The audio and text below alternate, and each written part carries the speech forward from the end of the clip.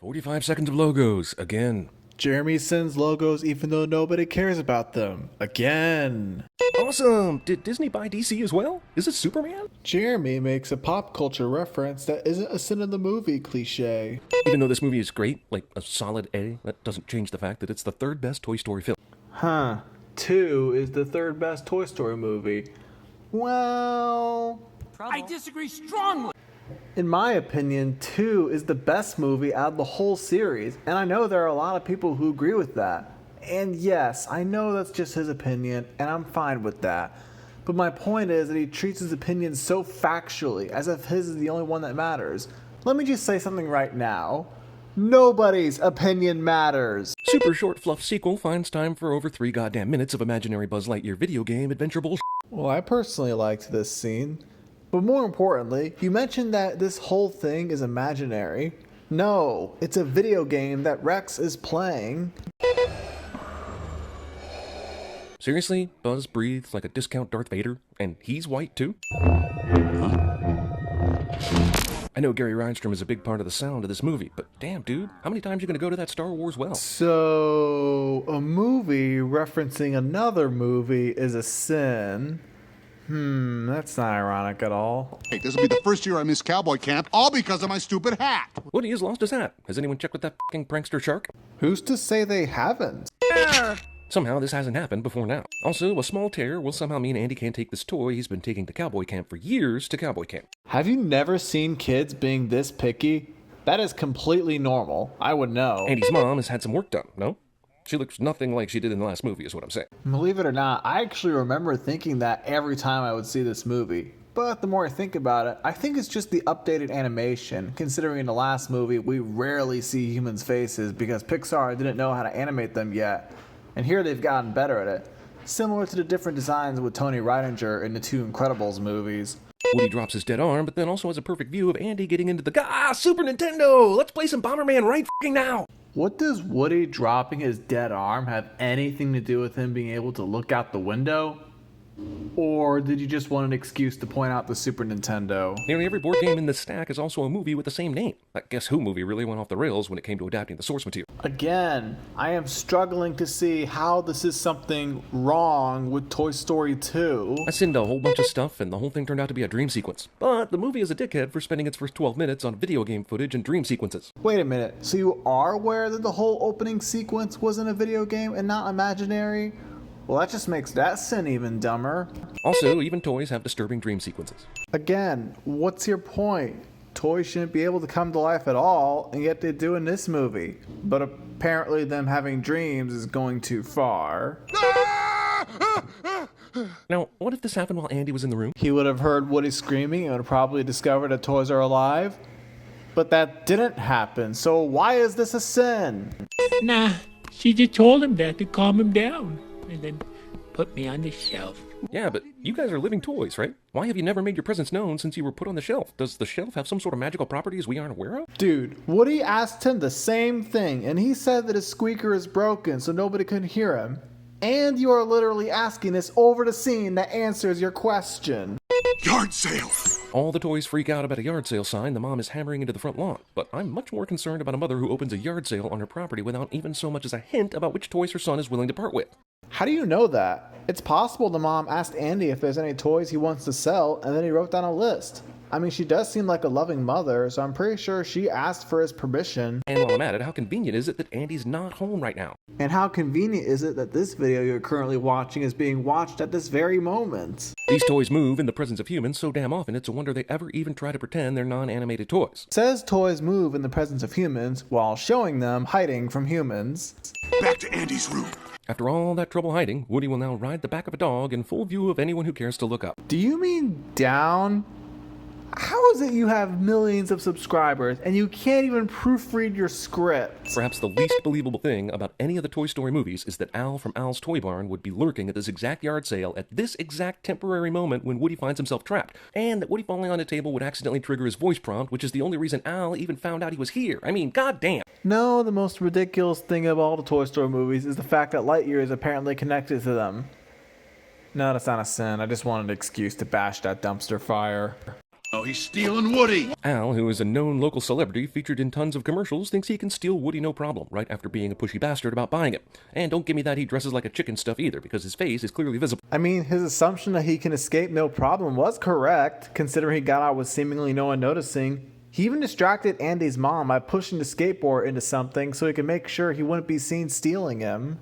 If Al comes bursting back into the room right now, these living toys are all busted as hell. There's no way they can all get back into place in time. Not to mention how many styrofoam peanuts they've strewn around the room at this point. The toys play dead when humans are around thing really loses its luster when you just script the humans out of the way whenever you need it. Well, considering Jesse, Bullseye, and Stinky Pete have been here for a presumably long time, I'm sure they figured out Al's schedule, and they know he spends a lot of time at his toy barn. Say hello to the prospector! Do you get the sense that Joan Cusack signed up for this because she thought it was the sequel to Toys? Oh wait, nobody would do that. Stupid question. I'll admit, I didn't know there was a movie called Toy that had Joan Cusack in it until I looked it up. I honestly think that's kind of funny. But this is still Jeremy makes a pop culture reference that isn't in a movie cliche.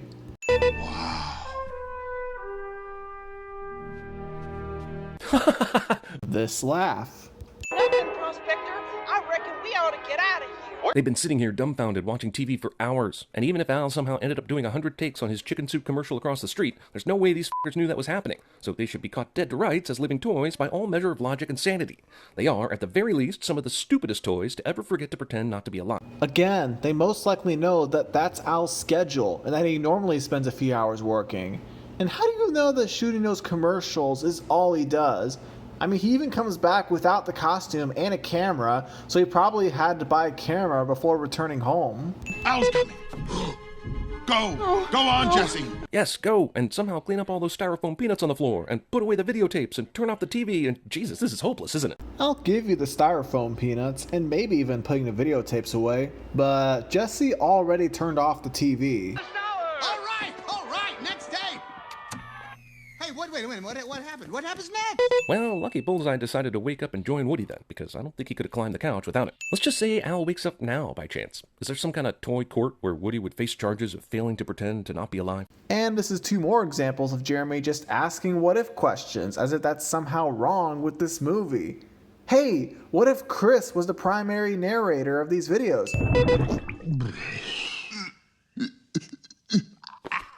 Yep, toys can smell. Who knew?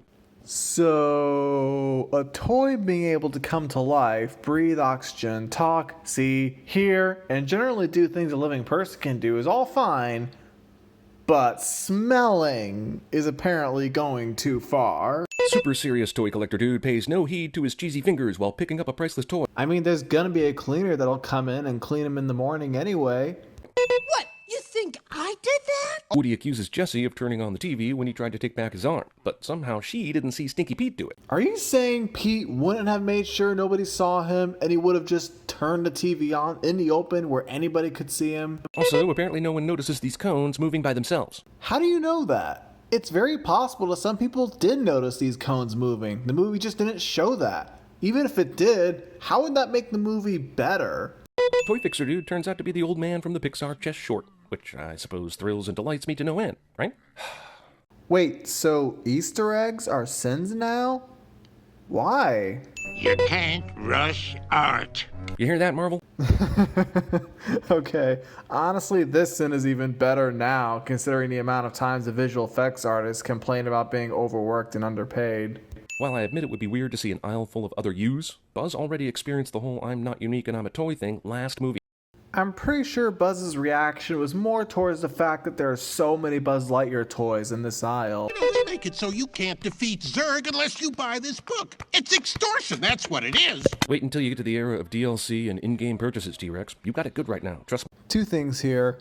One, that's not a sin, and two, his name is Rex, not T-Rex. This thing has working gas and brake pedals. Get the f*** out of here, movie. So, a toy being able to come to life is fine, but a toy car working just like a real car is going too far. Gotcha. Movie thinks that if it swaps in a second Buzz in place of Woody, then I'll overlook the fact that it's literally repeating an entire scene from the first movie. You know how the rest of this goes at this point, right? Movie is wrong. Okay, I'm going to assume that when you say this is repeating a scene from the first movie, you're talking about Buzz's first scene when he flies around the room. The problem is that this is not the same. I mean, this new Buzz doesn't even learn that he's a toy as far as we know. Dinosaur So CinemaSins removes a few sins here, and I'm fine with that. This is a fun Jurassic Park reference, but what I'm wondering is, why did he send a Star Wars references earlier, but this is fine? Buzz just managed to escape at the perfect time and sees Rex's tail hanging out of this bag, so he knows where to go next. Narration. Elevator Ex Machina. Actually, Buzz then decides not to use the elevator, but then, yeah, Elevator Ex Machina. I am once again struggling to figure out how this is a Deus Ex Machina. That implies that its solution comes out of nowhere, and I'm pretty sure all buildings like this have elevators. Or are you saying any solution to any problem is a Deus Ex Machina? Should we call Trinity being able to have the information of how to fly a helicopter downloaded into her brain a Deus Ex Machina? Wait a minute, are you saying Mr. Potato Head's eye works even when it's not attached to him? This guy was blind in the last movie when they knocked out his eyes, so you're filthy cheaters, Pixar. I see you forgot about this scene from the first movie. Can you take a look at all those presents? I can't see a thing. You've got a friend in me. Retro version of Randy Newman's song from the first movie gives Woody the idea he needs to advance the plot. Narration. Also, Stinky Pete tightens the screws on this vent, the only method Andy had for escape, but didn't do this any time earlier when he knew everyone was asleep. His name is Woody, not Andy. Did seriously no one proofread this? Also, there was no reason to do this before. Firstly, because Woody's arm was ripped off, and so he needed to get that fixed before he could attempt an escape. And then after that was done, Pete was able to convince him to stay by mentioning Andy will grow up soon, and that shelf life is a much safer bet. The reason he does it now is because now Woody has changed his mind, and he now just wants to trap him. Buzz and gang react to Zurg before Zurg is even visible. Jeremy once again fails to understand that these two scenes are happening simultaneously. You killed my father! No, Buzz. I am your father. Parody note. Also, this line of toys is a serious ripoff of Star Wars, from the story to their sound effects. Of course they decided to send possibly the funniest scene in the entire series.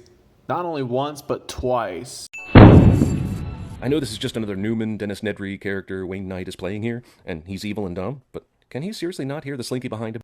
Hold on, you say in this scene that Al is a dumb character, but earlier asked this? If this guy was the true collector he's been made out to be, he'd know better than to put his greasy fingers all over the priceless toy just to take an obscene number of posed photos in order to then sell said priceless toy. Oils, dust, potential damage, this guy is ignoring all the obsessive collector basics. Pizza, anyone? Pizza truck from the first movie, Ex Machina. How do you know this is literally the exact same truck from the first movie? Also, Jeremy misuses Deus Ex Machina. Strangers from the outside. I didn't realize until rewatching this how much lip service this movie pays to the first one. Well, you've heard it here, folks. CinemaSins is admitting that repeating the same lines is a sin. I guess I should be glad that these toys are somehow finding a way to drive this car, but this really goes against all the rules and general stuff they needed to worry about in the first movie. And plus, it's toys driving a car somehow. Coordination between all these idiot toys on their first time driving makes me kind of angry. Drive angry. One thing you're forgetting is that Buzz knows about spaceships and how they operate in the TV shows that he comes from, considering he thought he was a real space ranger in the last movie. So bringing that knowledge here, I'm sure he could easily figure out how cars work in the real world. Bark, bark, bark, bark. Bark, bark, bark. This works. You see a girl notice a Slinky toy come to life and bark at her, and you wonder why she was scared? It's not a Pixar movie unless there's a giant factory or a maze of conveyor belts to navigate. Is this really a common thing in Pixar movies? Because I can legit only think of 3 movies that have a climax set in a factory. Toy horse with no real hooves will catch up to this gas-powered vehicle. Wow, that toy horse was running at the same speed as an about-to-take-off jumbo jet. I'm not even mad. That's amazing. I'm going to use similar logic here that the Birdman used in the first Toy Story video. Toys don't have lungs, so they don't have to worry about catching their breath. Therefore, they can run pretty fast. Oh wow, new toys! Yeah, a horsey and a girly doll. What's not to love when you like exclusively dude toys and only use Bo Peep when you need a female for Woody to save? Considering in the next movie, Andy imagines Jesse and Woody working together to stop the villains, I'm calling BS on this one. And I'm not giving you the benefit of the doubt. You made this video after Toy Story 3 came out, so I don't think there's an excuse for you not knowing this. Mr. Shark looked in the toy box and found me an extra squeaker. Which means there's another toy with its squeaker completely ripped out. Either that or this toy comes with a spare squeaker of some sort, which I'm not buying for 1 minute. Why would you even bring up that one toy squeaker is missing when Wheezy clearly said the shark gave him an extra squeaker? When did all these Barbies make it into the household? Andy's little sister is like 2 years old. She's not playing with multiple Barbies yet, is she? They came from Al's toy barn. Whew! I don't remember eating that. I can't. Now let's think about this for a second. No, I'm not going to play the rest of this because he takes these freaking bloopers seriously. I feel like this sin should go without saying.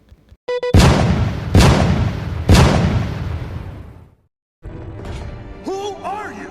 Now that's the question.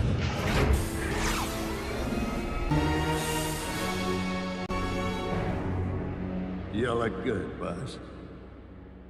Dad? Guess again.